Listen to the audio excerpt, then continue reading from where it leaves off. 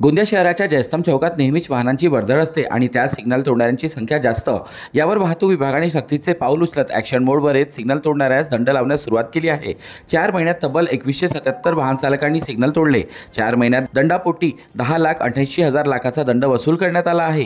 घरी जाण्याची घाई, ऑफिसला जाण्याची घाई आणि कामावर जाण्याची घाई यामुळे बहुतांश लोक सिग्नल सुद्धा तोडतात। आम्हाला कोणी बघत तर नाही ना असा विचार करून निघून जातात। मात्र जरी सीसीटीव्ही कॅमेरे बंद असले तरी वाहतूक विभाग सज्ज आहे हे दाखवून दिले आहे। वाहतूक विभागाने आणि आता सिग्नल तोडणाऱ्यांची काय नाही, वाहतूक विभागाने सिग्नल तोडणाऱ्यावर कठोर दंडात्मक कारवाई करणे सुरू केले आहे।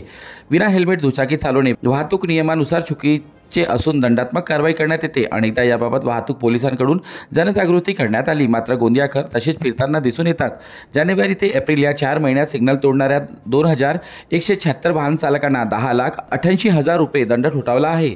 सिग्नल तोडून दंड भरणाऱ्यांची गोंदियाकरांना भारी हौस आहे असेच म्हणावे लागेल।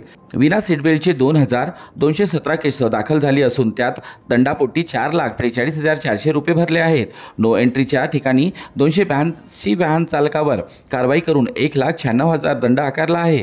ट्रिपल सीट वाहन चालविणाऱ्या 310 वाहन चालकावर 3,10,000 रुपये दंड आकारण्यात आला आहे। जानेवारी ते एप्रिल 2024 या 4 महिन्यात जिल्हा वाहतूक पोलिसांनी 4,985 केसेस केल्या आहेत। या प्रकरणी 20,37,400 रुपयाचा दंड वसूल केला आहे। वाहतूक नियमांचे उल्लंघन केल्यास वाहन चालकांना धोका असतो, त्यामुळे 4 महिन्यात 5,000 वाहन चालकावर कारवाई।